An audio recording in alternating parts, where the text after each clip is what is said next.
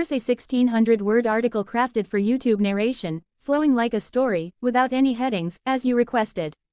Mother's Day is often painted in soft hues of pink and lavender, wrapped in ribbons and roses, and filled with cheerful brunches, smiling family photos, and sentimental cards.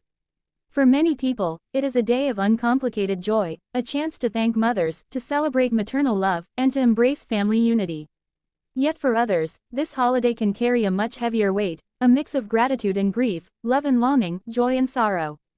Karen Lasher's story sits precisely in this space of complication. As she shares her reflections, we see how one holiday, meant to be simple and happy, can instead open doors to tangled emotions, unresolved memories, and the struggle to honor relationships that never fit neatly into greeting card language. Karen's earliest memories of Mother's Day were not the picture-perfect scenes we see in advertisements. While other children in her classroom cut out paper hearts and wrote notes for their mothers, Karen wrestled with feelings that were far less clear. Her mother was present, but not always emotionally available.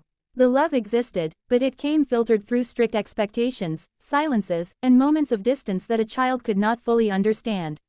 She remembers watching friends run into their mother's arms at school pickup, their laughter natural and unforced. Karen longed for that same easy closeness, but instead felt a gap she could not name. Each year when Mother's Day arrived, it reminded her of what she wished she had and what she felt guilty for missing. As she grew older, Karen tried to play the role the holiday demanded. She would buy cards that said, "You're the best mom in the world," or, "Thank you for always being there for me." She would sign her name with love and hand over small gifts, trying to meet the expectations of the day. But inside, she felt a hollow space. Was she lying when she gave those cards? Was she betraying herself for the sake of social tradition? Or was she simply honoring her mother in the best way she could, even if her truth was more complicated? These questions followed her into adulthood and shaped the way she viewed the holiday. Mother's Day also reminded Karen of absence, the absence of maternal warmth she longed for, and later, the absence of her own chance at motherhood. Like many women, she imagined becoming a mother herself one day, but life did not follow that path. Whether by choice, circumstance, or a mixture of both, the day came when she realized that she would not celebrate Mother's Day from the perspective of being someone's mom. The holiday then carried two weights: the complicated relationship she had with her own mother and the grief of a role she never stepped into. Both feelings collided each May, making the day feel less like a celebration and more like an emotional storm she had to weather. Karen's honesty about her struggle is important, because it speaks to so many people who feel out of place when Mother's Day rolls around. The commercials on television rarely show the complexities, the estranged relationships, the mothers who have passed away, the women who long for children but never had them, or the children who grew up with mothers who were present in body but absent in heart.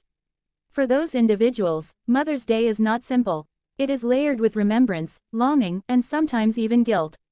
Karen's story invites us to make space for those realities, to recognize that celebrating mothers does not have to mean erasing the pain that can exist alongside the love. She recalls one year in particular when her church asked all the mothers to stand for recognition. Applause filled the room as flowers were passed out.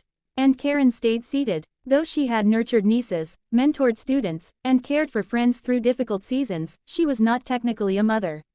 She felt invisible in that moment, erased by the narrow definition of motherhood being celebrated.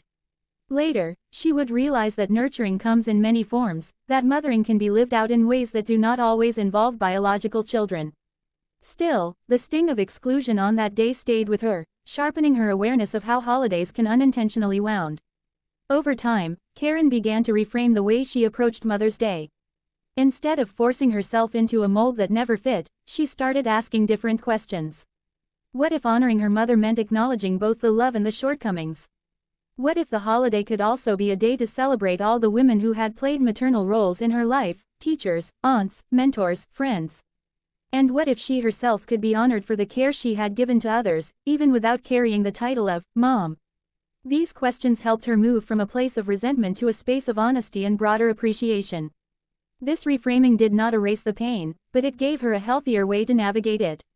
She could write her mother a card, but instead of the scripted phrases, she would write her own words, words that reflected gratitude for what her mother had given, while not pretending their relationship had been perfect. She could spend time with friends on Mother's Day, honoring the women who had nurtured her in countless small but meaningful ways. And she could allow herself to recognize that her care for others, whether in mentoring, in friendship, or in community, was its own form of mothering, one that deserved recognition even if it didn't fit the holidays' commercial image. Karen's reflections also raise a larger cultural question: how do we celebrate without excluding? How do we hold space for joy while also acknowledging pain? Mother's Day could be a richer holiday if it embraced the full spectrum of maternal experience. It could honor biological mothers, adoptive mothers, grandmothers, and stepmothers. It could also honor women who nurture without bearing the title, as well as those who carry grief connected to motherhood. By broadening our language and our rituals, we could make the day more inclusive, less isolating, and more reflective of real human experience. Her story resonates because it is, at its core, about learning to live with complexity. So much of life resists neat categories. Relationships, especially family relationships, are rarely simple. They carry layers of love and loss, gratitude and resentment, longing and acceptance. Karen teaches us that it is possible to hold these layers together without choosing one over the other. She can love her mother while acknowledging the gaps in their bond. She can grieve the motherhood she never experienced while still celebrating the nurturing role she has played in other lives. She can feel the sting of exclusion while also finding ways to belong. Listening to Karen, we are reminded that holidays are human creations. They are meant to mark something meaningful, but they are not flawless. When they no longer fit our lived realities, we have the power to adapt them, to reshape the rituals in ways that honor our truth. For Karen, that has meant moving away from the pressure of flowers and cards toward quieter, more personal traditions. Sometimes it is lighting a candle for the women who influenced her life. Sometimes it is writing a note of gratitude to a friend who has been like a sister or mother.